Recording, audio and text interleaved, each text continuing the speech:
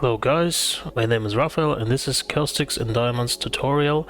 In this tutorial I will cover Caustics render settings and Diamonds material settings as well. For this animation I tried to make some realistic Caustics patterns, and I made some research and watched many YouTube tutorials, and I kinda mixed it all up, and I think I did a pretty well job. So everything I'm asking you is to subscribe to my Instagram account and put the like on this video. Thank you very much. Let's move on. At the beginning of the tutorial I want to share with you this maxon.net manual about the caustics, so try to check that out to find out some slider settings that work best for you, and they have also these beautiful examples of each slider they have in the caustic setup. So it was pretty helpful when I was setting up my scene. And also the model of the diamond I took from the Sketchfab from this guy. He got some good grid, and reflection and refraction are working pretty good. So you can take that either because it's free. So this scene I tried to replicate from the Maxon one, so I can just explain you some of my thinking process. Let's on the Redshift, go to the settings, advanced, caustics, enable, and immediately we see the changes. I didn't even make my light on, so we immediately see some changes. So now we'll just on our dome light. Basically how Maxons are explaining this thing, that brute force is meant to be for creating some realistic glass bounces and realistic reflection materials, and if you'll disable it you'll see that we are losing some details here. So actually brute force caustic engine is for making your materials more realistic. Okay, so we need actually the caustic pattern, some beautiful caustic patterns, and the brute force caustic engine, as the Maxon themselves are explaining here in their manual, not meant to be for this purpose. So we'll select the photon, and for the caustic pattern we don't need the dome light. We'll try to hop into the area light, and the photon caustic you cannot see it with without bucket render, so we'll bucket render it. Okay, so we got so much noise. To get rid of that noise we just have to up our photon number to 5 million. So now we got some caustics already. Actually the area light is kinda hard to set up because of the spread and all because of the other values, and for this purpose the spotlight is working pretty good. So we'll just have our spotlight.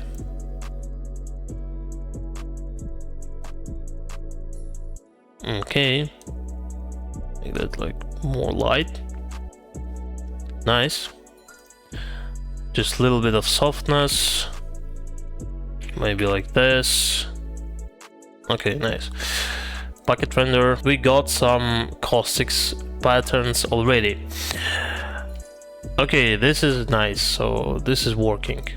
How are we supposed to set up the diamonds now? Let's bring up the diamonds. Let's give them the right material. Let's make the transmission. IOR is also pretty important. The IOR for diamond is default 2.41, and the roughness I'll make it like 0.05,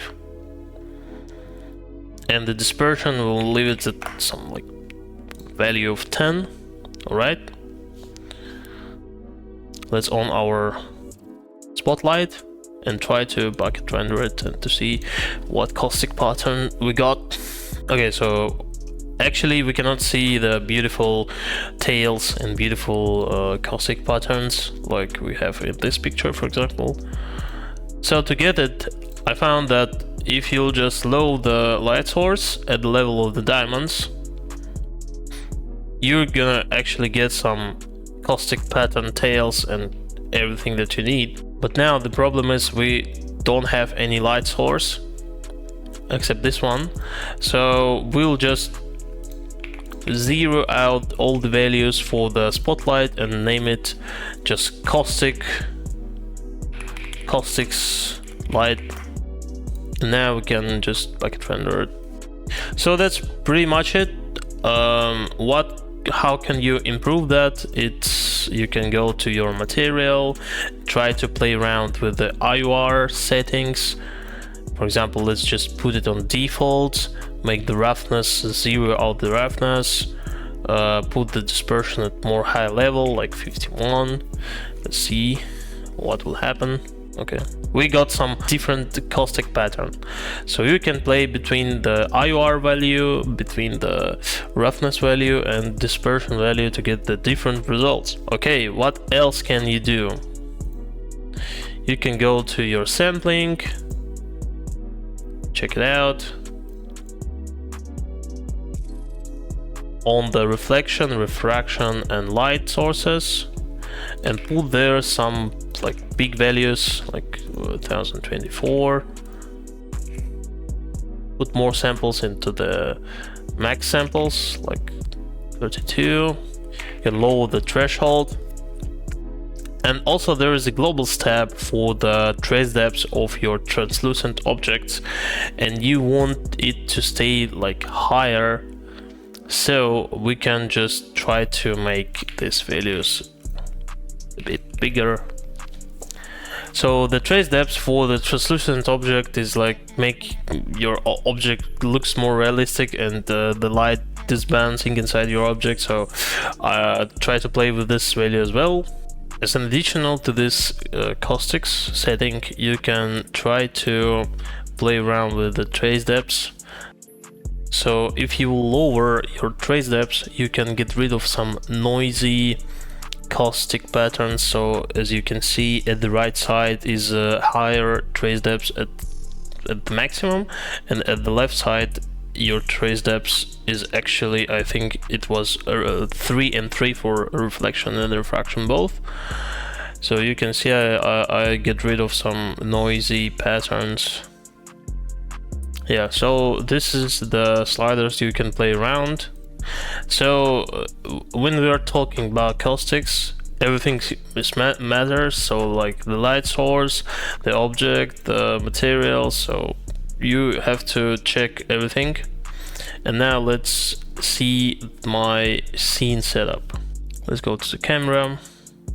Let's off all light sources.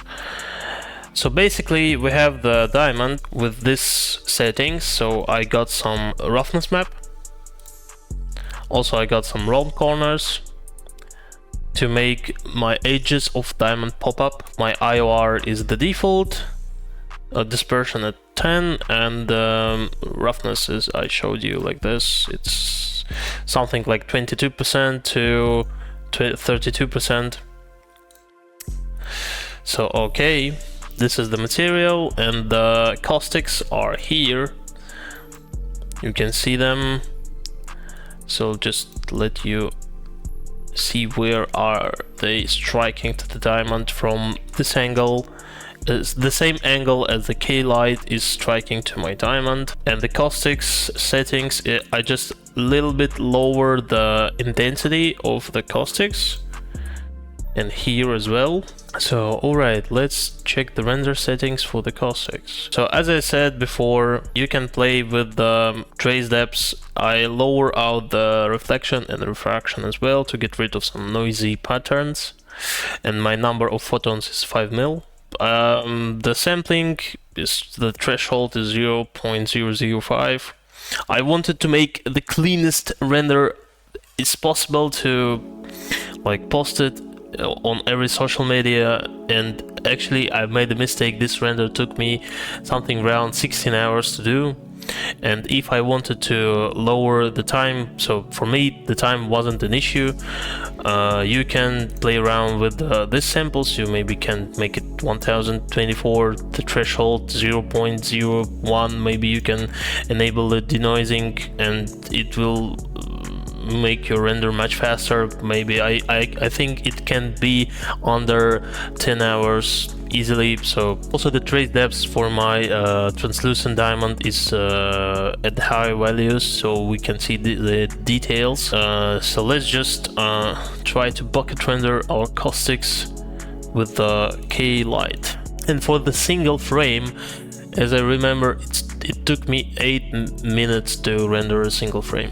Okay, so you can see the caustics.